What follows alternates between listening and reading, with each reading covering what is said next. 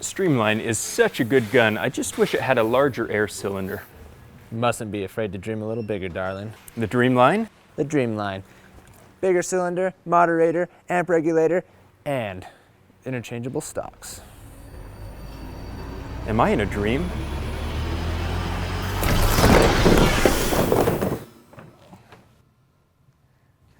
The dream's collapsing. He knows. I've got to give him the kick. Hey, how was the dream?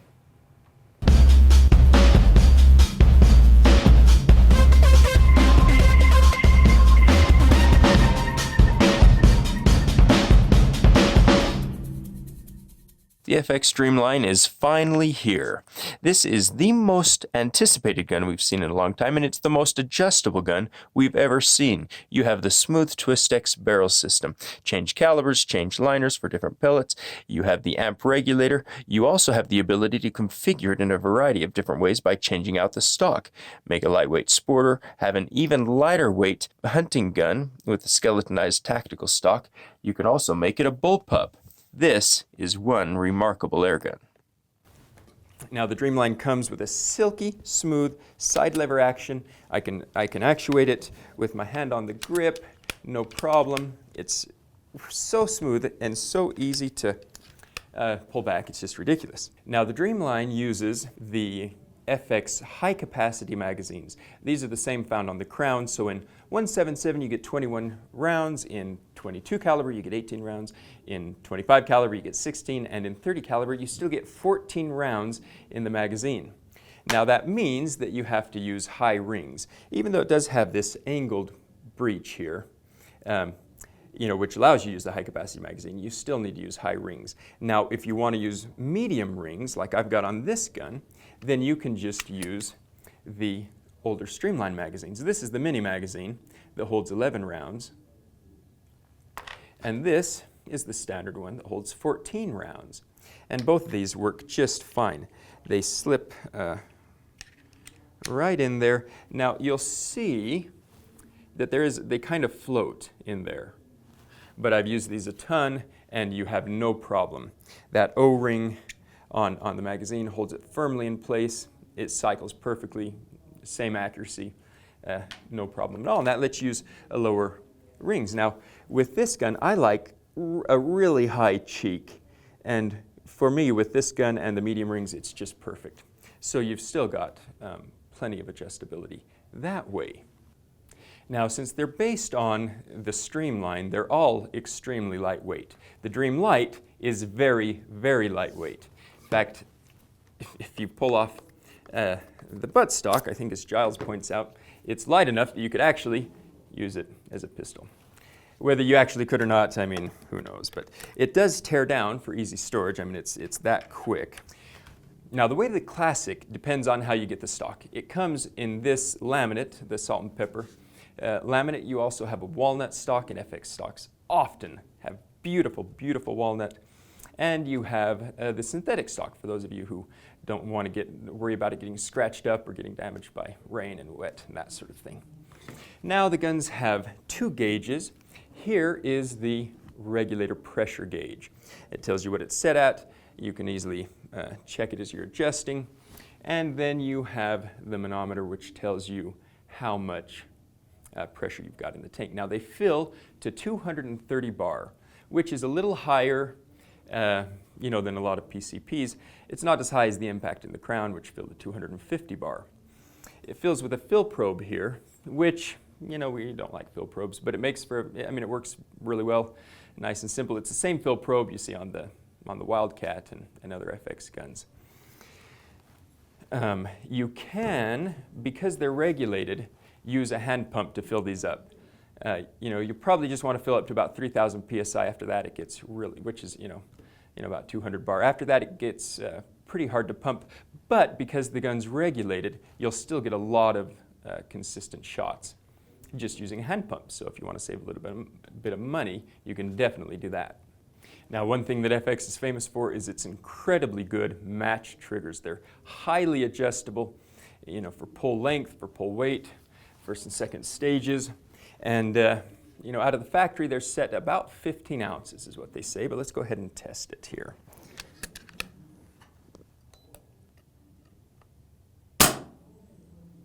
11.6 ounces,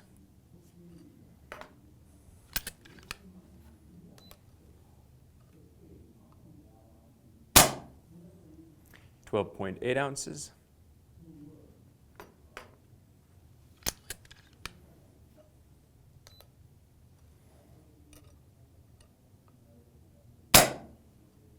12.8 ounces, for an average of 12.4 ounces. And the trigger really is so incredibly pleasant. You've got a really light first stage, second stage breaks crisply, cleanly. It's really, for the money, probably the best trigger out there on the market. Makes accuracy so much easier. Now, you left-handed shooters out there will be pleased to note that the stock on both the Classic and the Dreamlight is completely ambidextrous. You can see the raised Monte Carlo cheek piece on both sides. The cocking lever is put forward, and it cannot be switched to the left-hand side. That's one issue. It's still easy to actuate like that. You will have a problem, however, with the bullpup version, because now that cocking lever is right here, right where you're going to be putting your cheek. So that's going to be a bit more awkward and uncomfortable. But that's enough talking here. Let's go to the range and test them out and see how they shoot. I've got a target set down at 35 yards. We're going to shoot 10 JSB 18 grain pellets and see how it groups. Now, I've got the gun sighted in a little bit high because I don't want to shoot out my point of aim. So don't give me any grief about missing the bullseye, because I'm missing it on purpose. And let's see how it does here. My glasses keep fogging up on me here.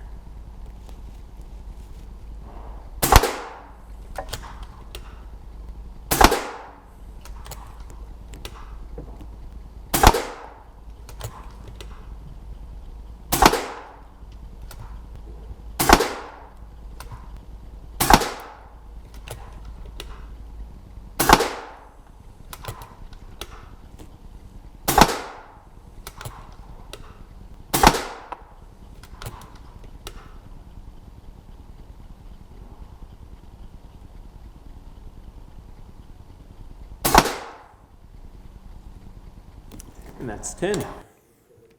Now let's run it over the chronograph. We're going to see how much power it's putting out, the velocity, and also how long of a shot string we get, and how consistent it is, of course.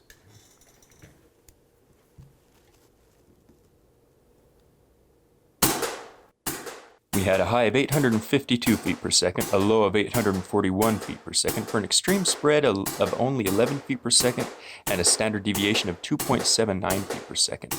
The average was 846 feet per second, which yielded us a muzzle energy of 28.8 foot-pounds of energy. Now, FX informs us that the guns we'll be shipping out to you folks will have a heavier hammer spring than in the one we've tested. That will put your velocities up in the 880s to 890 feet per second, and we'll be giving you about 32 foot-pounds of energy on the highest settings.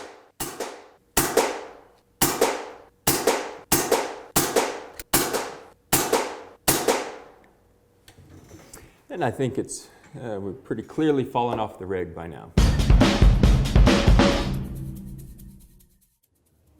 Now let's talk about the accuracy first. I'm going to show you the first group I shot when I was shooting groups. This is a 5-shot group. Now the 5th shot actually opened it up. The first 4 shots went in exactly the same hole. I mean, it was a hole with virtually no diameter.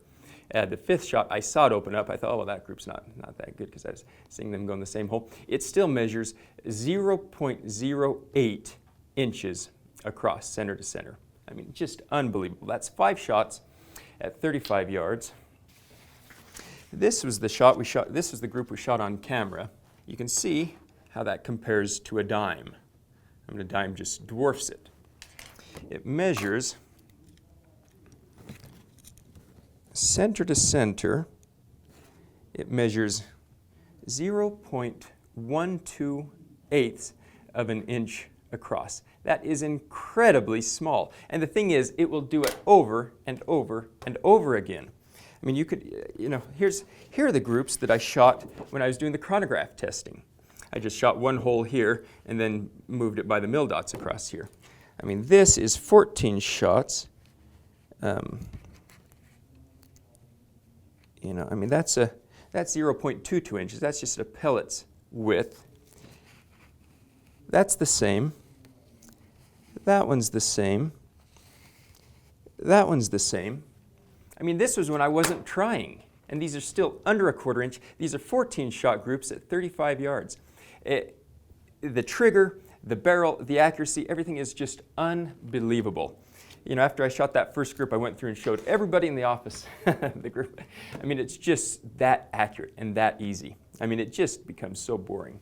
We really need to take it out to 100 yards, and we'll do that in a future video. But this is impressive, impressive. And this is straight out of the box. You know, I did run some clean, dry patches through the barrel to clean out some of the machining grease and so forth. But really, these barrels really settle in after about 500 shots. That's when you really see the accuracy. Again, the regulator's not broken in yet. Just incredibly good. Now, you saw that even with a brand new regulator, we had an 11 foot per second spread. I mean, with a standard deviation of, I think, 2.7. I mean, it's incredibly good. Accuracy, sound, everything's here. For $1,000, depending on the configuration, the gun just cannot be beat. I mean, there are other guns out there that compete with it, and you may like the looks and the feel and this sort of thing, but it really is just an unbelievable gun. Now, as you can tell, I really, really like the Dreamline. Are there things about it I don't like? Yeah, sure. I mean, really, you know, the fill port, I don't like fill probes. I have a hard time keeping track of them. Of course, I have a hard time keeping track of stuff in general, so that's just me. But they work fine. I like that it has a, you know, dust cover. You just remove the probe, switch that. It keeps it clean. You know, the magazines work great. For me, they're a little fiddly, but that's such a minor quibble that it doesn't really matter. Now, I did notice that when I bumped the barrel pretty sturdily, I got a point of impact shift. That is, you know, common on floated barrels in general. Most of you will know how to take care of your guns. So, how do these compare to, say, the Crown, the Impact, and the Wildcat? Well, this is the configuration that compares most closely to the Crown. Now, this does not have an adjustable comb, which for me is a big deal. I like a high cheek piece. It doesn't have a bottle in this configuration. It doesn't have the extendable shroud. It doesn't have the externally adjustable hammer spring. But you still get a ton of gun for your money. But that's kind of what separates it from the Crown. Also, the Crown has a longer barrel. It's going to be a bit capable of more power, and so forth. Now, in the bullpup configuration, the Dreamline has an externally adjustable hammer spring, whereas the Wildcat doesn't. But the Wildcat is capable of more power than the Dreampup is. And again, the Impact has that adjustment for the valve on the front, which none of these have. So there are differences, but for the price, these are incredible guns. I really have a hard time believing that I'm not dreaming. Now, if this video has been helpful, please like, subscribe, make sure to ring that notification bell. And if you have any questions or comments, leave it in the section below. We'll try and answer those, and we really appreciate all the comments you guys leave us. But really, for $1,000 for the basic model, it's almost like I'm dreaming. Am I dreaming?